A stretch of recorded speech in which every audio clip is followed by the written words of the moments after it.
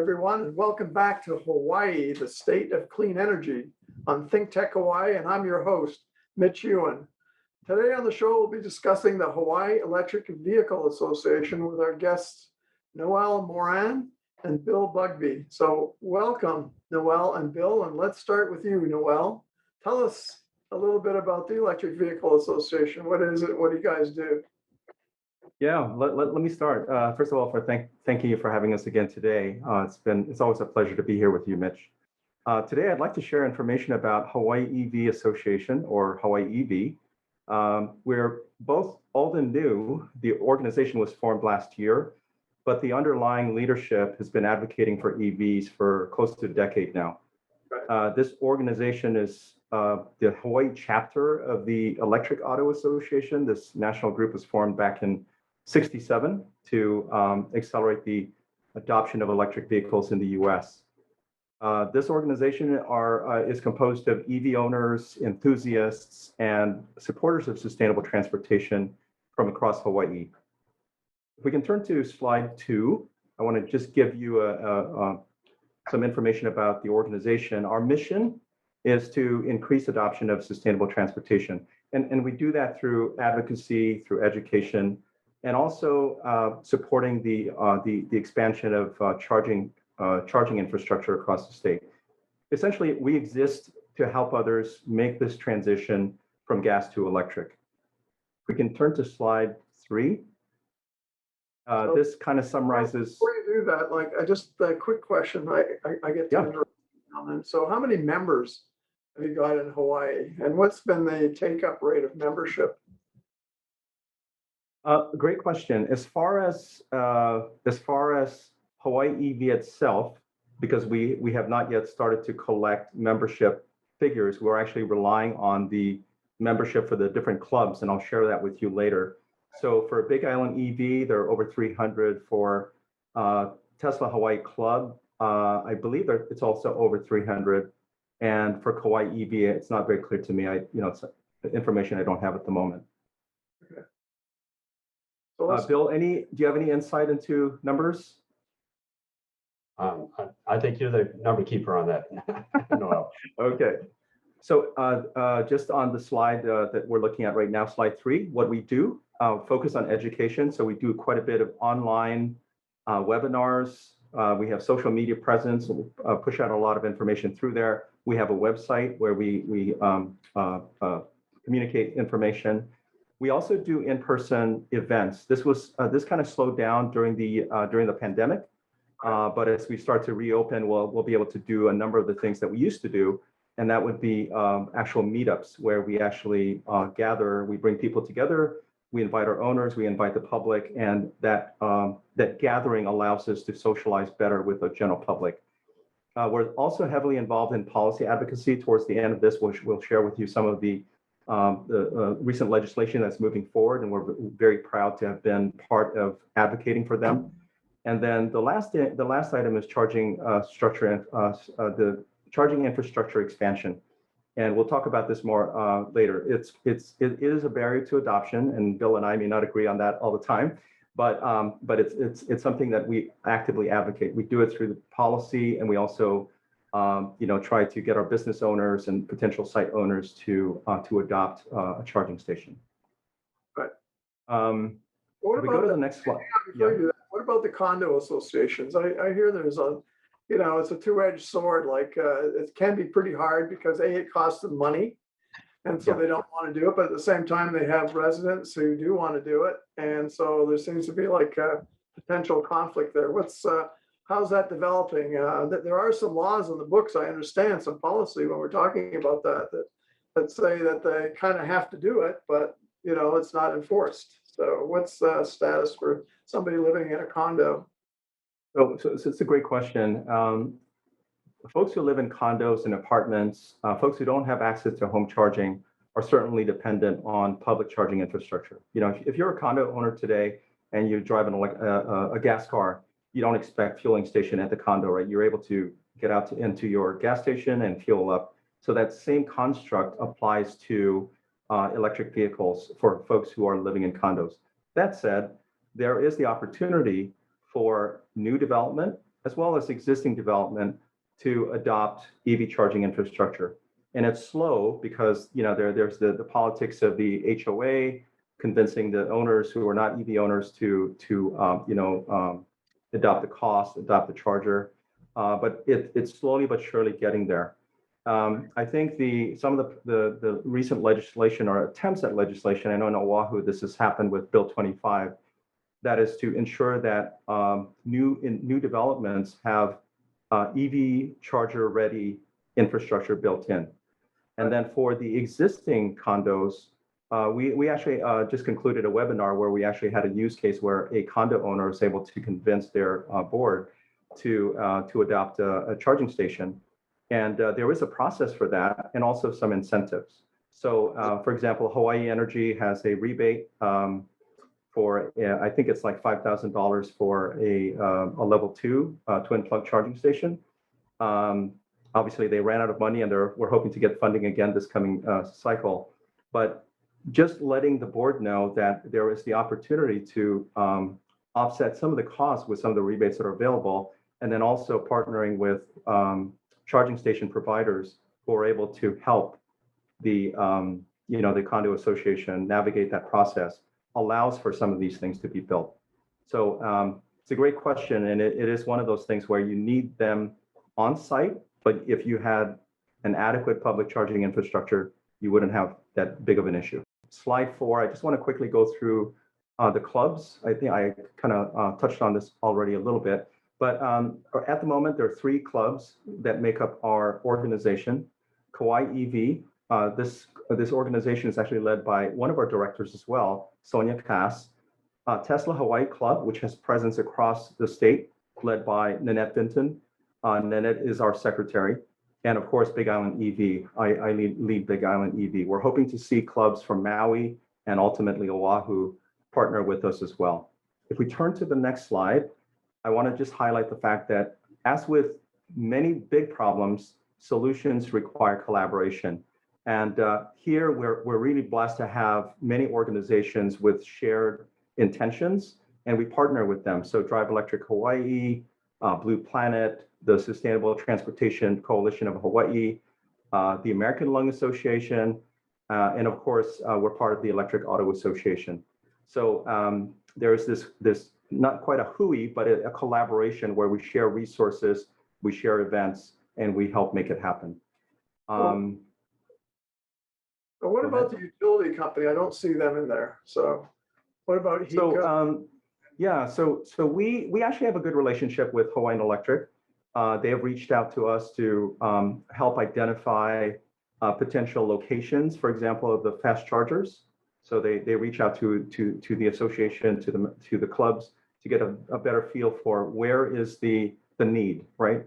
And here on Hawaii Island, we were actually able to help ensure that we have charging stations, fast chargers across the island, so that now you can actually circumnavigate the island and utilize the fast chargers to be able to get a quick fill, while you're on your route. So they are we do collaborate with them, and they're clearly an important partner as well. I think your audience may want to know more about why EVs, right? So what's the big deal about EVs? And I think if we turn to slide 6, there are a number of reasons here that that we can discuss. And Bill, feel free to chime in on this one. Yeah. Well, thank you, Noel. Noel and I are what they call in the trade early adopters. Both of us have had EVs for almost a decade now. And although EVs are a bit mysterious and in some cases fearful, like an example, if I buy an EV, where am I going to charge it? And that's a very real issue that Noel's touched on. And I also wanted just to add that there are at least 5, possibly 6 bills right now between the Senate and the House in Hawaii that are going to have some impact on furthering the build out of the infrastructure, including the funding of it. So your condo owners and your multiple housing unit owners that are particularly crucial there in Oahu, where you are, Mitch, where you have that density and not so much per capita single family homes and garages, that's going to be a big benefit financially to for them in terms of loans and other types of incentives. So we're hopeful that that infrastructure piece of this is going to move forward. And then there's the federal piece of it too, with the infrastructure funding coming into the state. Part of that is going to be allocated towards infrastructure build out. And if you are an electric utility like Hawaiian Electric and you're not motivated to put out electric charging stations to sell more electricity, then you need to have a discussion with your shareholders, because there's something wrong with that picture. I don't think that that's the problem with Hawaiian Electric. So I think that the infrastructure piece of this is not going to fix itself. We're going to stay diligent, and there are other stakeholders that are going to continue to push this forward in the state to advance EVs. So I think that that's great. But going back to the piece about early adoption, you know, 10 years ago, you basically had two vehicles that came into the market in EVs in America. One was the imported Nissan Leaf, which had a range of about 65 miles. And then you had the Chevy Volt, which had a combined range of about 350 miles, which is, by the way, quite competitive with even some of the high mileage Tesla vehicles that are being sold today. Mileage being important in terms of where you can go on a charge. At that point in time, because there was virtually no infrastructure in place, the idea was, GM's idea was, you know, basically we need a dual fuel vehicle. We need a vehicle that has an all electric drivetrain, unlike say a Prius or other hybrid type vehicles, and also could have a small gas generator that will charge the battery while the vehicle goes. And so after the battery's depleted, that 16 kW battery in the Volt, which gives you about 35 to 50 miles range, then that small gas generator kicked in and actually charged the battery as you drove, which give you the additional miles to that range of about 350 miles. Today, as we fast forward to where we are today, we're having vehicles regularly being built by several manufacturers, not just Tesla, that are in the 300-mile plus range. And we're looking at that going to more of a standard in the 400 to 500-mile range in the next couple of years. So the idea of range anxiety is something that I won't say will become a thing of the past or will mitigate the need to build an infrastructure out there, charging infrastructure, but it will be less a factor. If, by example, on the Big Island here, 4,000 square mile county, we can drive with a Tesla, generally speaking, higher mileage Tesla, around the island twice without having to charge, that pretty much gets rid of that anxiety factor. Sure. And so we are moving forward in terms of having choices as consumers to buying higher mileage, higher range, if you will, electric vehicles to address that problem. But I think the big benefit beyond the obvious things, when you own one of these vehicles and you drive it, it's just silent, it's quick, it's smooth. I mean, it's just a completely different driving experience from an internal combustion engine vehicle. And then you add to that the fact that you not only have all that in one package, but as an owner, you're really not going to know your dealer. You're not going to know your maintenance guys on a first name basis anymore, because the bottom line is that, by example, in my case with my Chevy Volt, I've had it for 10 years, and I just did some calculation before the show today, and it looks like my total cost of operation for that vehicle was about $100 a year. That includes fuel. That includes fuel. Yeah, the Tesla's a little more money. I've had that for about 5 years now. That's more like about $250 a year. But still, compare that to, that's a couple of months driving here on the island in terms of fueling up, at the gas station. And the only maintenance item you really run into is tires. Eventually you wear out the tires and you have to rotate, change tires out in rotation. So the ownership side of owning an EV is really a night and day experience from what you're used to, and it's a pleasurable one. And I think that's why there's such a high retention rate in EV ownership, and a repeat of those EV buyers coming back and buying other EVs and not going back to internal combustion engine vehicles. So do you have solar on your house and you're able to recharge your vehicle? Yes, absolutely. So it's as Noel says, it's fueled by the sun. And my next door neighbor had that. He just loved going out and watching his his leaf recharge off his roof. That was a big Yeah. thrill. I'd like to add, if I may, on the rationale and why would why would we actually adopt an EV? There's clearly also the and for many it's actually the primary reason. It's concern for the environment, right? So transportation here and across the globe constitutes a major source of greenhouse gas emissions, and that's clearly a cause for the climate crisis, which we should all be concerned about, and many of us are. So being able to get behind the wheel of an EV, especially if you're able to get solar, and even if you didn't have solar, the efficiency and the fact that you don't have tailpipe emissions allows you to contribute to climate action at an individual level.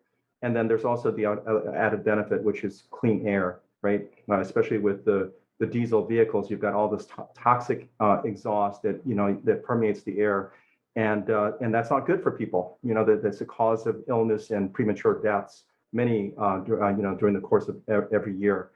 And then the last item I think is important, especially for Hawaii, is energy independence.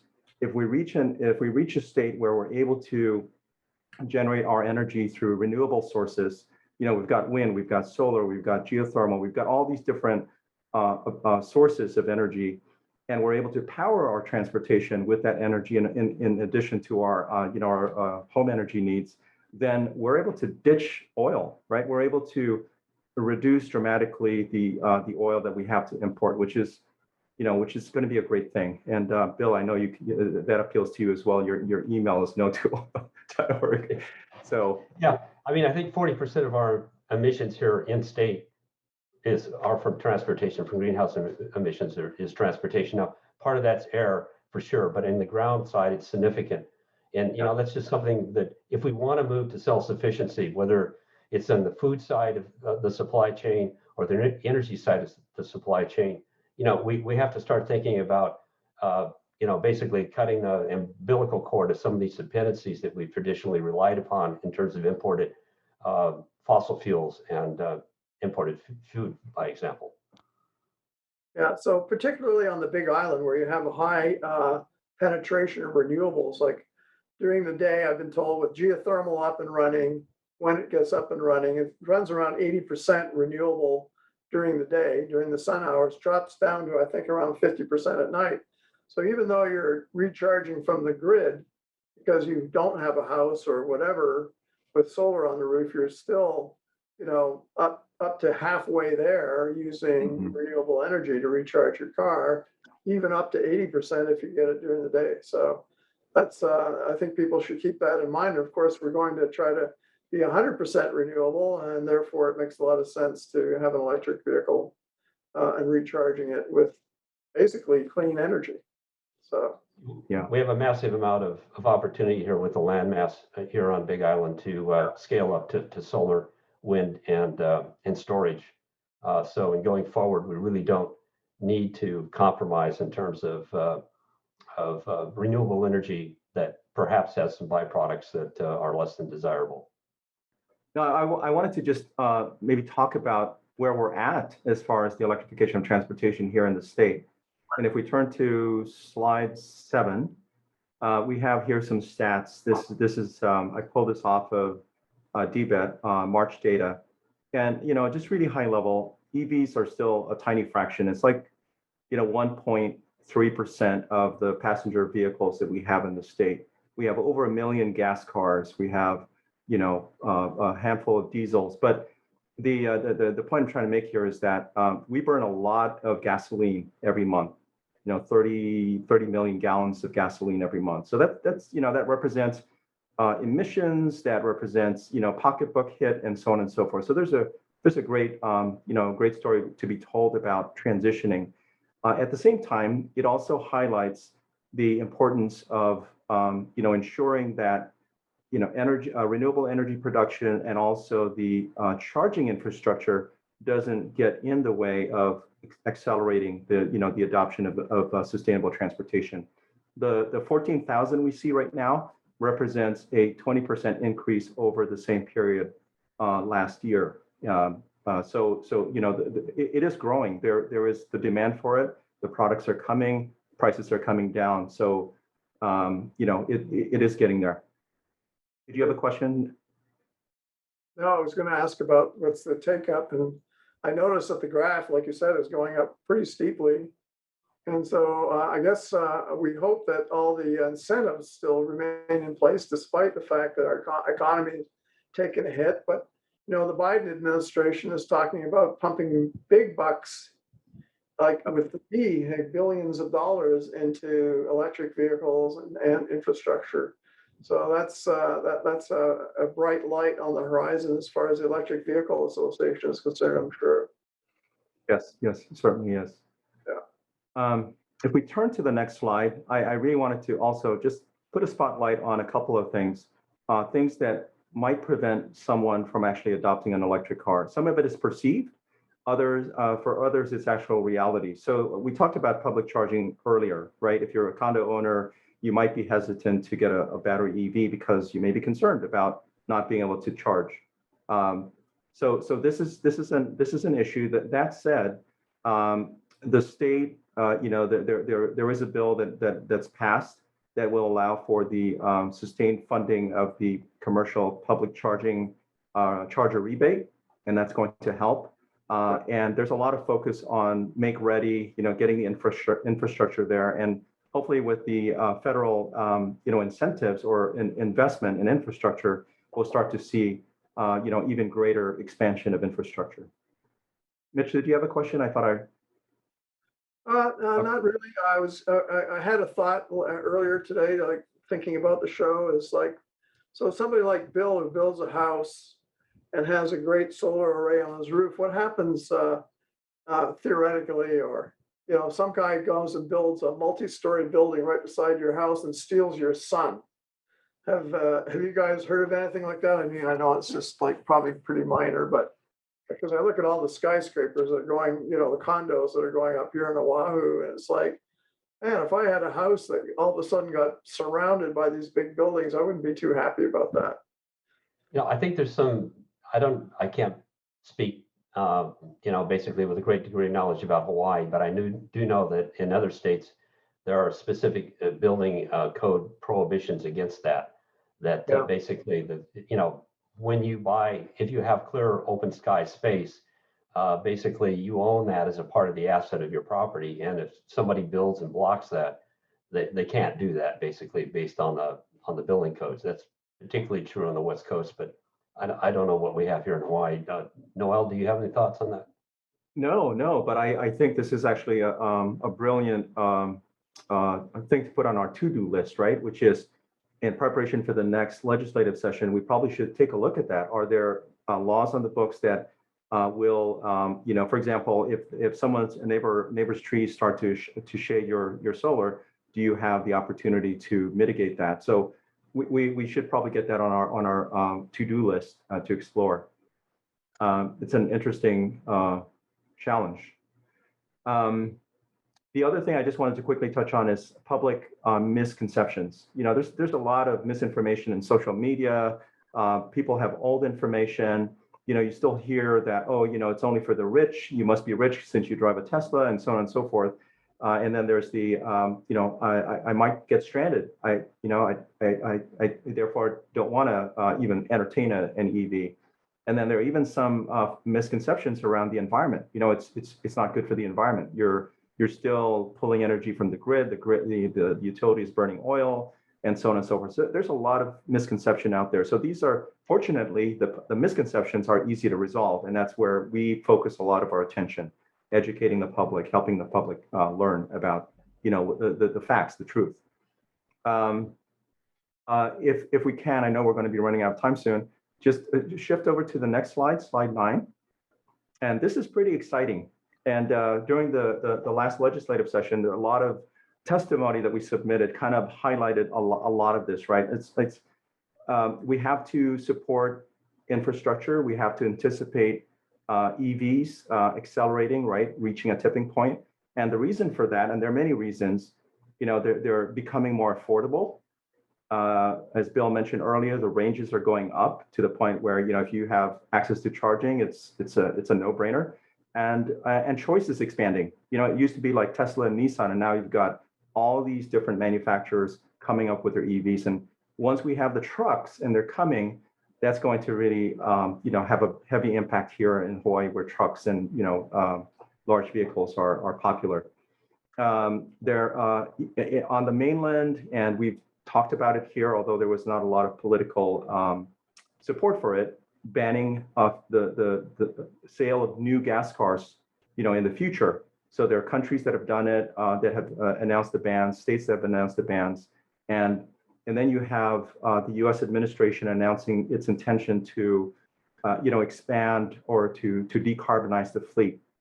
And then, of course, you have elimination of subsidies, a lot of pressure to do that, and then also to price carbon. So all of these things are coming together to communicate to individuals, governments, et cetera, that we can't continue to rely on a future of transportation that is powered by gasoline. It's a failing, it's a fool's errand, right? So we have to prepare. And fortunately, our legislators are starting to understand that, even here locally. So if we go to the next slide and just talk briefly about policies, we started off with a long list of EV-related bills. And just recently, we got an update from a representative, Nicole Lowen, where she shared, the latest and greatest, essentially policies that are going to be enacted this year.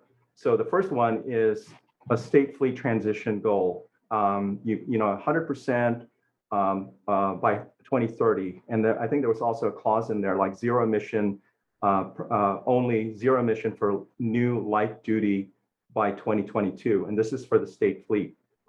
There's the funding of the commercial charger rebates. I think it's 3 cents on the barrel tax to fund the rebate.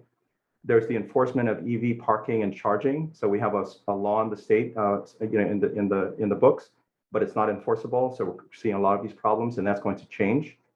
There's, if you're a state employee, there's going to be this requirement that if there's an EV that will meet your need and you need a rental car, that's what you should do, right?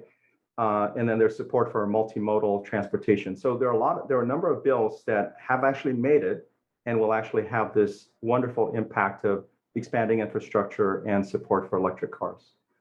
Mitch, what Noel's saying is really quite remarkable if you think about it, because the EV push, like I say, some of us have owned EVs for a decade, and the state has been really absent in terms of any leadership on EVs. This year, it's like night and day. We have multiple bills coming out that are going to address a lot of these issues that have built up over time, and we also have the market itself making a transition fairly rapidly. I mean, we're talking 3 to 4 to 5 years, where every manufacturer out there is going to have some subset of electric vehicles as a part of their model offerings, both in passenger, SUV, and in truck lines, and others like GM and Ford will be all electric.